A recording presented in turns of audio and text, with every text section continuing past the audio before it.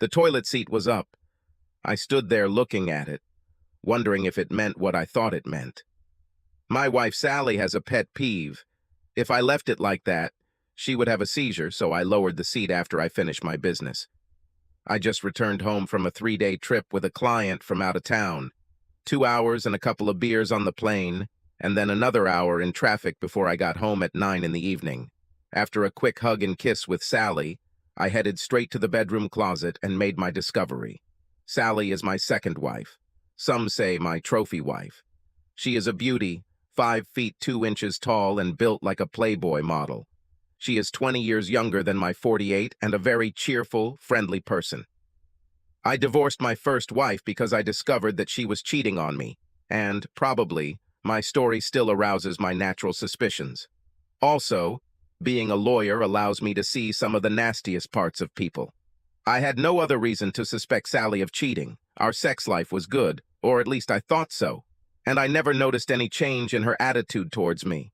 But like I said, being a lawyer, my firm is big and I'm the managing partner, which means I make a lot of money, so Sally doesn't have to work. She just has to be pretty for me. We engage in all types of legal activities with each partner specializing in a specific area. So I went to chat with our guy who is dealing with domestic issues, including divorce.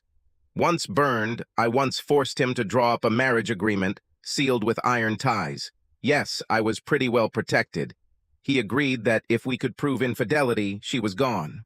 I really love this girl, but I'm not going to be a cuckold in my own home, so we set the ball rolling. We hire a private firm to handle all sorts of investigations, from insurance fraud to adultery. And a few days later, word came that Sally had met a young man for lunch, and they had driven in her car to a local motel for a few hours. Detectives were unable to identify him or observe what happened in the motel room. A repeat performance took place a few days later at another restaurant and motel. The following week, I had to visit a client from another city for 2 days. There was a report that a young man came to my house about an hour after I left and stayed the night. This time they got his ID from the car registration. It turned out that this guy was her high school sweetheart. I don't think she ever grew up.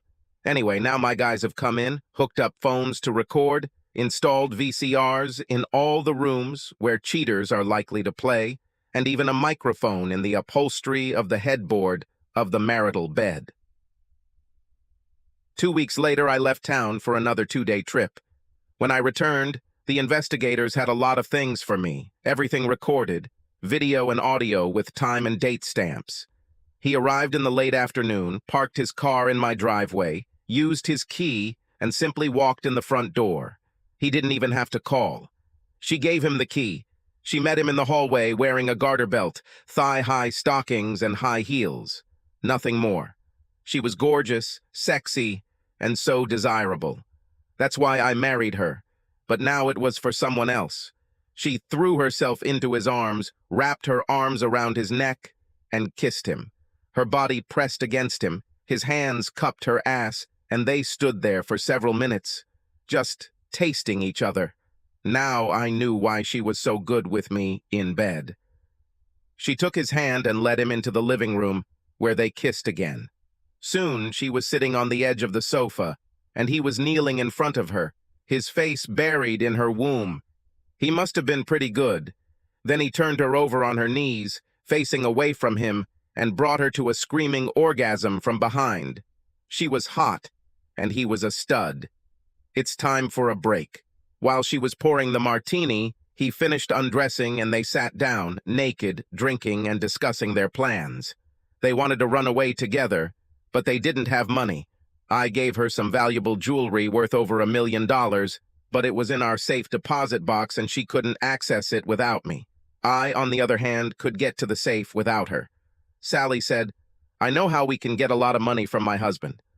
"How?" "Kidnap me?" "What?" "I mean, fake." "How?"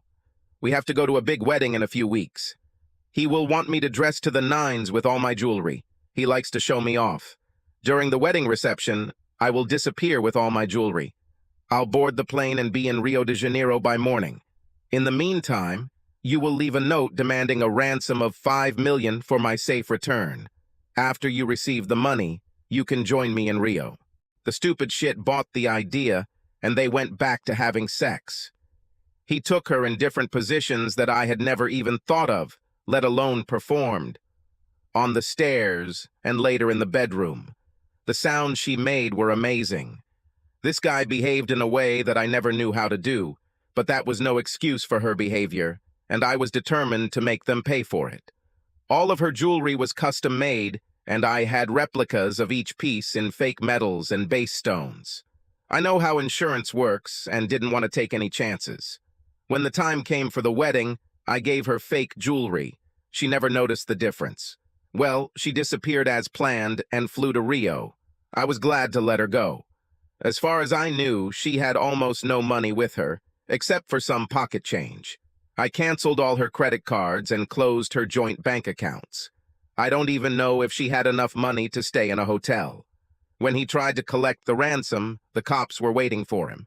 He received 5 years for attempted extortion. Serves the hole in the ass right. He should have lowered the toilet seat. Subscribe to our channel so that your second chaff doesn't cheat on you, and go ahead and listen to the next story, because this story is nothing compared to the next one. If you're under 18, don't even think about listening to the next one. Listening